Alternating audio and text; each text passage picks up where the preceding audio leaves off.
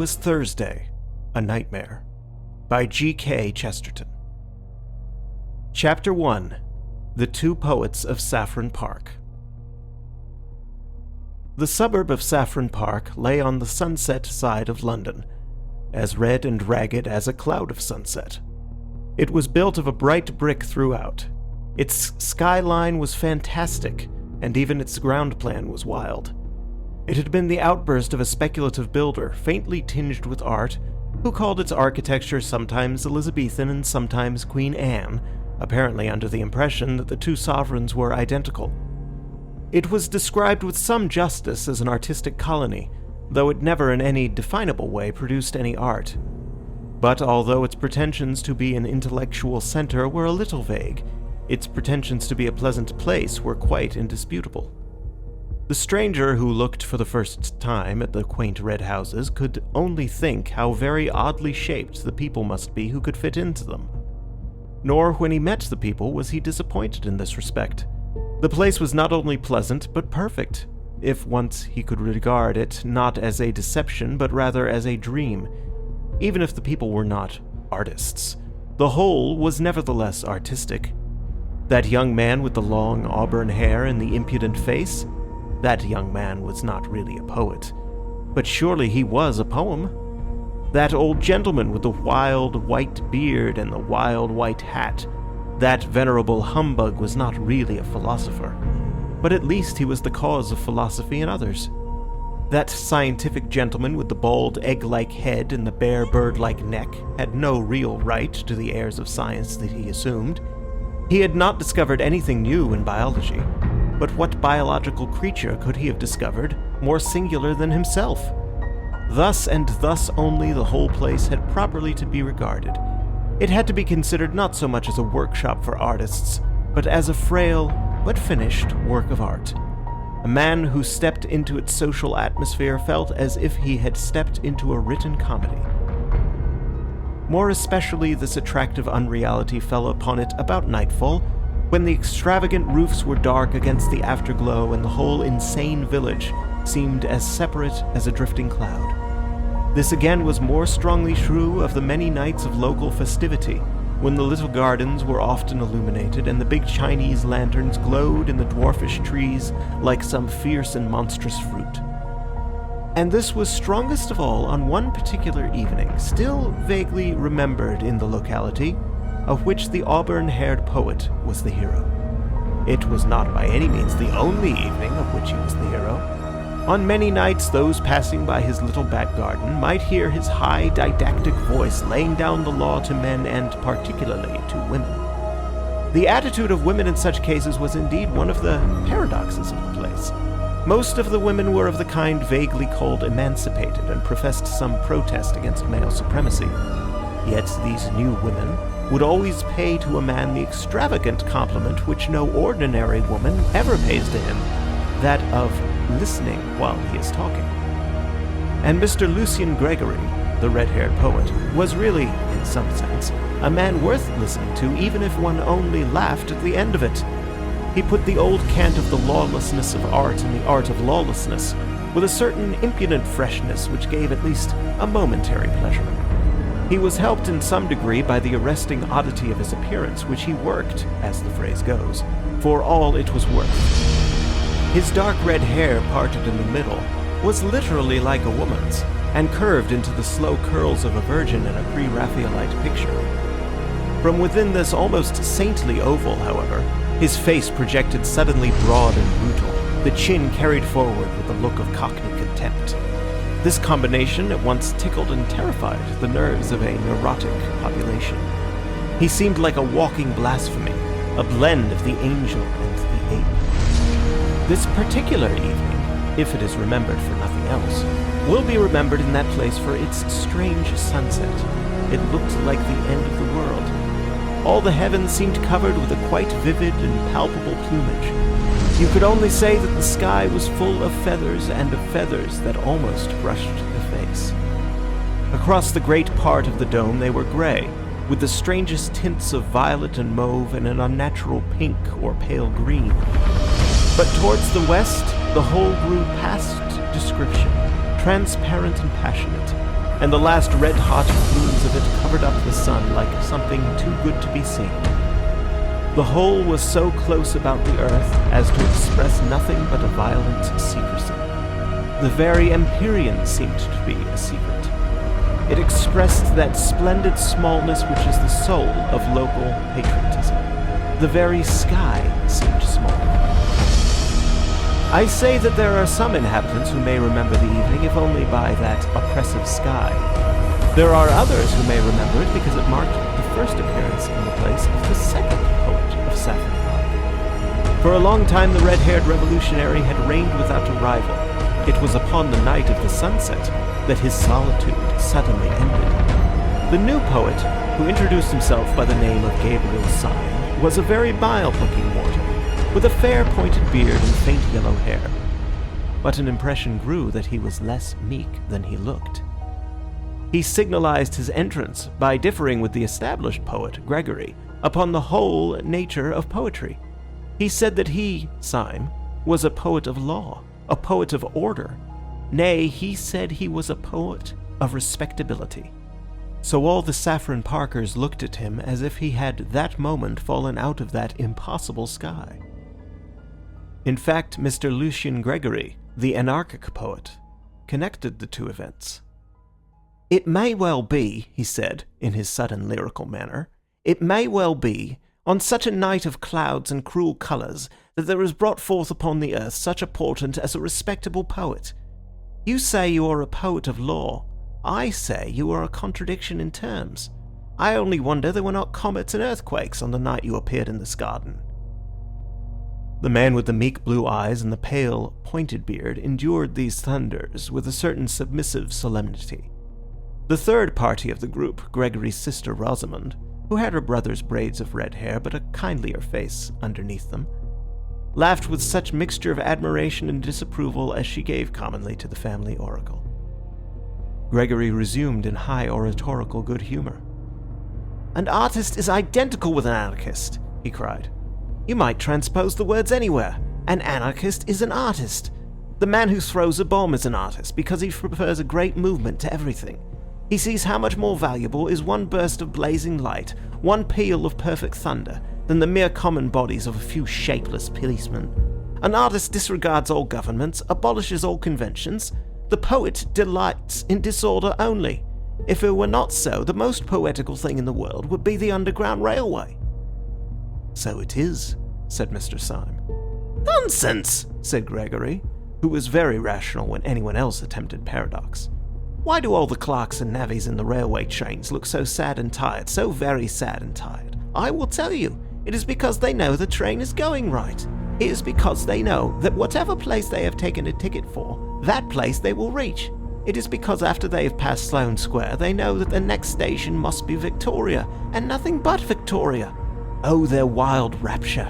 Oh, their eyes like stars, and their souls again in Eden, if the next station were unaccountably Baker Street." "It is you who are unpoetical," replied the poet Syme. "If what you say of clerks is true, they can only be as prosaic as your poetry. The rare, strange thing is to hit the mark. The gross, obvious thing is to miss it. We feel it is epical when man with one wild arrow strikes a distant bird. Is it not also epical when man with one wild engine strikes a distant station? Chaos is dull, because in chaos the train might indeed go anywhere, to Baker Street or to Baghdad. But man is a magician, and his whole magic is in this, that he does say Victoria, and lo, it is Victoria. No, take your books of mere poetry and prose, let me read a timetable with tears of pride. Take your Byron, who commemorates the defeats of man. Give me Bradshaw, who commemorates his victories. Give me Bradshaw, I say!" "Must you go?" inquired Gregory sarcastically. "I tell you," went on Syme with passion, "that every time a train comes in, I feel that it has broken past batteries of besiegers, and that man has won a battle against chaos. You say contemptuously that when one has left Sloane Square, one must come to Victoria.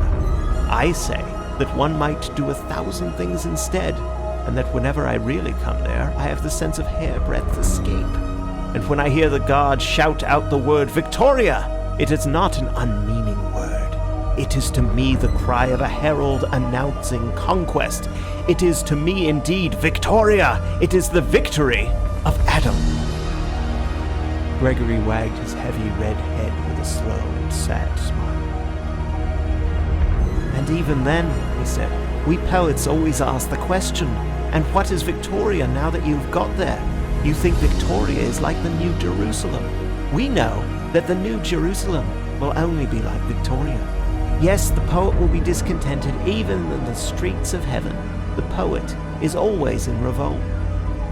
There again, said Simon irritably. What is there poetical about being in revolt? You might as well say that it is poetical to be seasick. Being sick is a revolt. Both being sick and being rebellious may be the wholesome thing on certain desperate occasion, but I'm hanged if I can see why they are poetical. Revolt in the abstract is revolting. It's mere vomiting. The girl winced for a flash at the unpleasant word, but Simon was too hot to heed her. It is things going right, he cried, that is poetical. Our digestions, for instance, going sacredly and silently right, that is the foundation of all poetry. Yes, the most poetical thing, more poetical than the flowers, more poetical than the stars. The most poetical thing in the world is not being sick. Really, said Gregory superciliously, the examples you choose... I beg your pardon, said Simon grimly. I forgot we had abolished all conventions. For the first time, a red patch appeared on Gregory's forehead. You don't expect me, he said, to revolutionize society on this lawn? Syme looked straight into his eyes and smiled sweetly. No, I don't, he said. But I suppose that if you were serious about your anarchism, that is exactly what you would do. Gregory's big bull's eyes blinked suddenly like those of an angry lion, and one could almost fancy that his red mane rose. Don't you think, then, he said in a dangerous voice, that I am serious about my anarchism? I beg your pardon, said Simon. Am I not serious about my anarchism? Cried Gregory, with knotted fists. My dear fellow, said Simon, and strolled away. With surprise, but with a curious pleasure, he found Rosamund Gregory still in his company. Mr. Syme, she said, do the people who talk like you and my brother often mean what they say? Do you mean what you say now? Syme smiled. Do you? He asked. What do you mean? Asked the girl, with grave eyes. My dear Miss Gregory, said Syme gently, there are many kinds of sincerity and insincerity.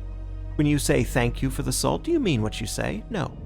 When you say the world is round, do you mean what you say? No. It is true, but you don't mean it. Now, sometimes a man like your brother really finds a thing he does mean. It may be only a half-truth, quarter-truth, tenth truth, but then he says more than he means from sheer force of meaning it. She was looking at him from under level brows. Her face was grave and open, and there had fallen upon it the shadow of that unreasoning responsibility which is at the bottom of the most frivolous woman, the maternal watch which is as old as the world. Is he really an anarchist, then? She asked. Only in that sense that I speak of, replied Syme, or, if you prefer it, in that nonsense. She drew her broad brows together and said abruptly, he wouldn't really use bombs or that sort of thing?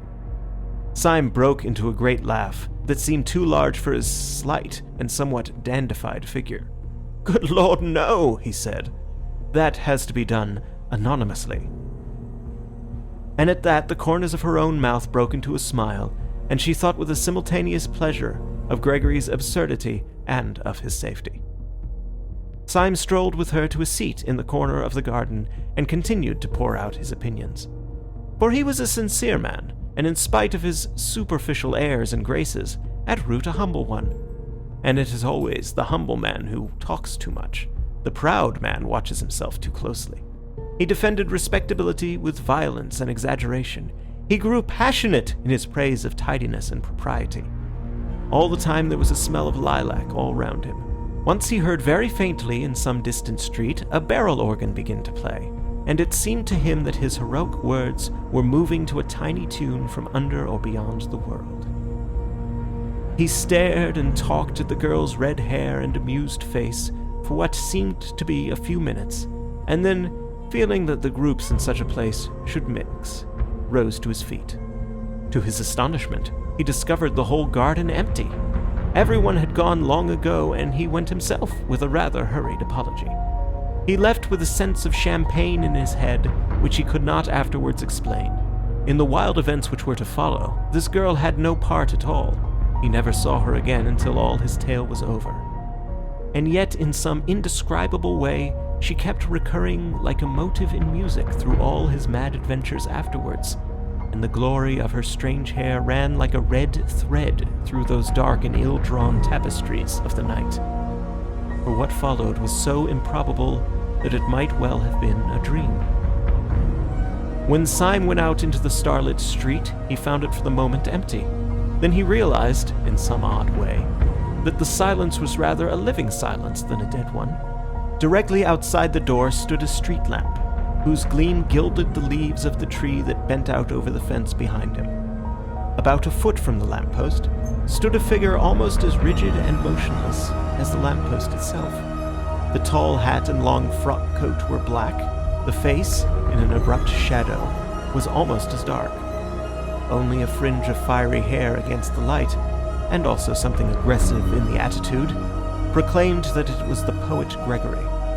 He had something of the look of a masked bravo waiting sword in hand for his foe.